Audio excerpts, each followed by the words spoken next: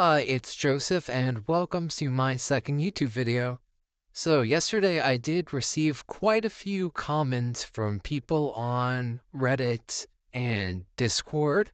So, in today's video, we're going to be discussing some of those comments.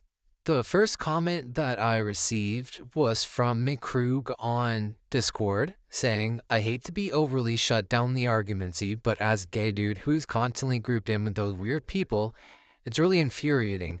The transgenders has taken the public perception of normal gay people and made it hard to live a normal life without being grouped in with the weirdness. No, first I want to say that I do know what you're talking about when you say those weird people, because I too used to feel that way about some of the people in my own community. I'm sure you mean those people that say they're dogs or, crazy hair. They don't look like the average person. You know, they got a lot of piercings, maybe. I know what type of person you're talking about. And having been through the same experience, I can definitely understand where you're coming from. I used to tell people, I'm not like the other trans people. I'm normal. I'm just a normal guy who happens to be trans. That's what I used to tell people. But then I talked to some of these people who before I never would have interacted with because, I thought they were too weird looking. They would ruin my reputation if I talked to them. People with crazy hair colors that don't fit in with how society wants people to look. I talked to some of those people and I realized that I was overreacting about how they were ruining the reputation of our community. Now, I do admit that often people who don't look like how society wants them to look and are queer often do things that are a bit outrageous, like barking at people or screaming. I do admit that it does seem to usually be those people who do those types of things, but they aren't entirely rooting the reputation of our community. I have learned to tolerate and respect these people, and I no longer have a problem with them. I know that not all trans people are like that, even though it's sort of become a stereotype that we all are. But I just want you to remember that as a gay person, it was trans people, black trans women like Marsha P. Johnson, who fought for your rights. And I find it really disrespectful that you don't want to be associated with any transgender people at all. So honestly, that's what I've got to say on that matter. If people aren't going to like us, they're not going to like us, whether or not those people are part of our community. And I think they're just using that as an excuse to justify the reason they hate us. And I just want to say that a lot of the crazy things those people are doing are only seen online. And personally, I've never witnessed anything like I've seen them do online in real life. So I don't really think it's as big of an issue as it seems, because I have met people who look like, well, what I'm pretty sure you're referring to, and they're actually pretty chill in real life once you get to know them, so don't judge a book by its cover. The next comment is from Rebelbird on Discord saying that people with this problem should be given mental help, not told to live out their illness as though it's normal. So I think this is really failing to recognize that the treatment that was scientifically studied on transgender people is that the treatment for them is to transition. That is how their gender dysphoria gets better. That is how they become happier. Way back in the day, in the olden days, people who were left-handed were considered mentally ill. We now know that that's not a mental illness and that is just natural human difference. And it's the same thing with being transgender. Most medical and psychological organizations agree that treating gender dysphoria through transitioning is part of health and it's not something that causes problems. There is so much research done that shows that affirming someone's gender improves their mental health. I'm pretty sure it was the same person, Rebel Bird, that said that they had struggled with psychosis in their life. Correct me if I'm wrong, might have been someone else. But yesterday, when I was having this conversation on Discord, someone said that in response to what I said on the matter of it being a mental illness and shouldn't be treated with transition. They said they struggled with psychosis and they believed they had power or whatever their psychosis was, and that if their delusions were affirmed, that would have led to more paranoia, which would have negatively impacted their mental health. But I want to say that in the case of transgender people, countless research has been done that shows the opposite, that it does improve their mental health, so I don't think that's a fair comparison. The next comment is also from Discord, from user Zero, saying that it's a stepping stone. If gender is fluid, then everything else can be as well. Look at the furries, what makes a human? This will be the eventual thought process. If no longer human, there are no longer human rights. They forfeited those along with their humanity.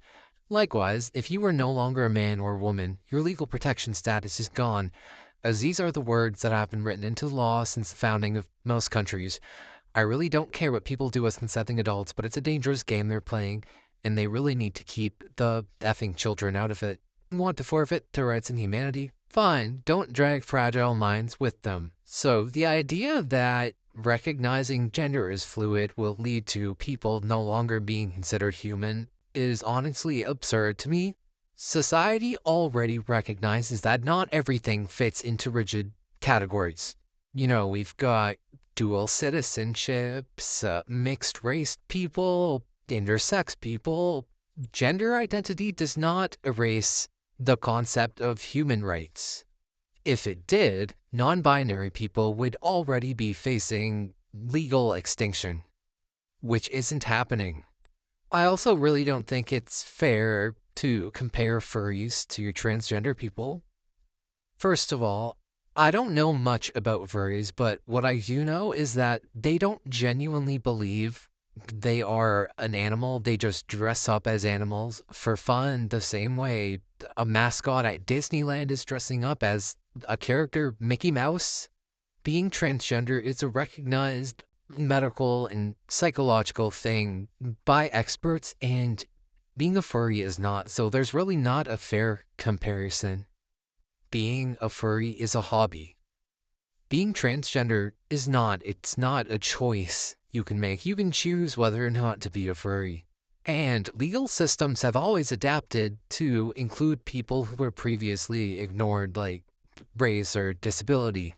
Human rights are not entirely dependent on what's written in some law, that can be changed and adapted to fit the way the world is changing. Children are also not being forced to transition. Sure, there are obviously going to be outliers of crazy parents. Like, you're not going to say that every child is being forced to pretend they have cancer, because there are some parents with Munchausen syndrome. Those are outliers, okay? That is not the case. Children with gender dysphoria are just being given more support now, and the majority of the time, the extreme majority of the time, children are not being forced into this. They are just being given extra support. And kids learning that transgender people exist is not confusing them. It's just teaching them to be more supportive and respectful of people who are, because there are people who are in this world, and their existence shouldn't have to be hid from children. The next point is from Emerald Dragon on Discord, who says, attempting to transition into another gender to find your valid true self is the total opposite of finding your valid true self, because that's who you're born as. If you have gender dysphoria, your treatment should be coming to terms with your sex/gender, which is inherently not changeable by any scientific metric. So I really find this whole who you're born as defines your true self idea kind of harmful, because it sort of feels like it would be the same thing as telling, let's say, an Asian woman who was born and raised in, I don't know, America. She's only ever lived there her whole life. Um, but her blood is Chinese. That's like telling her you'll never be American. You're Chinese. That's what your blood says.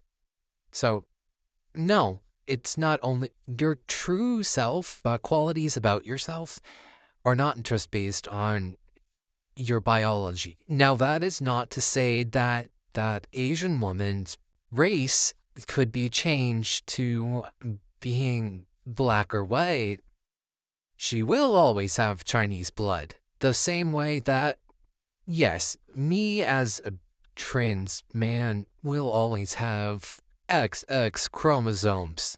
But there are social environmental factors that influence who I am as a person that, let's say, are separate from my biology. And someone might say, now that I've brought up race, if I'm saying that you can't change your race, and that's a biological thing, and I'm, in this case, and using it to compare it to gender slash sex, which isn't really an equal comparison in most cases.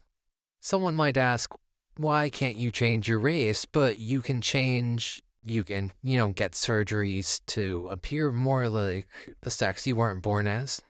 And that's because there's a very extreme link in society between sex and gender. Not to say that they are the same thing, because they're not, they are separate things. But in society, men are depicted as having deeper voices and facial hair and all that. So transgender people feel gender dysphoria because they don't fit in with society's views on how they should look as a man or a woman. So they're changing their bodies so that they can fit other people's views, which would have influenced their own views on what a man or a woman is. And, gender dysphoria is a real recognized medical condition, whereas, someone who is identifying as a different race is not. Emerald Dragon also did say that, well, going back to the subject of your video, I think it's best to include that many people who know transgenderism is false don't see a difference between sex and gender. If they aren't the same thing, then they run hand in hand. I think you'll find that is a core pillar for disagreement regarding the subject, and I do agree that that is a big part of the disagreement. Left and right shoes, for example, also run hand in hand. That does not mean they are the same thing. Rain and umbrellas run hand in hand, and no, they are not the same thing either. Sex is biological. Gender is social. Not to say that gender can't have biological aspects. It can affect biology in some ways. I'm not really going to get into that right now. But the fact that people with XY chromosomes are generally expected to, I don't know, wear dresses, cook, clean, all of those social characteristics that go along with gender, that is not a biological thing. That is just an expectation from society. And, that is gender. Well, that's gender roles. And then, the way people dress is gender expression. Social expectations for gender do vary across different cultures, and many cultures have historically recognized a third gender, like two-spirit people, which could be either male or female or intersex. If gender was only about sex, then transgender people wouldn't exist, but they do. Brain studies show that transgender people's brains align more closely with their gender than their biological sex. Many people once believed the earth was flat. We now know the earth is not flat. Unless your name is Adam, some guy in real life. Then, if you're not stupid, the earth is not flat. Many people once believed that women shouldn't vote because, I don't know, they're too emotional. Women can vote now. I think the fact that sex and gender are not the same thing is a very simple concept to understand, and it really baffles me that so many people can't understand that there is a very clear difference. The next comment is from Andre on Reddit, who says that he is suggesting that there exist things outside of our control, such as being born, and personally, I don't mind if a person would like to appear as the other gender. However, I would not agree that anyone could change their gender. It is that they choose to appear as how they perceive the other gender to be. Yes, being born is outside of our control, but so are so many other things, like being born with bad eyesight, we get glasses. Having a health condition, we get medical treatment.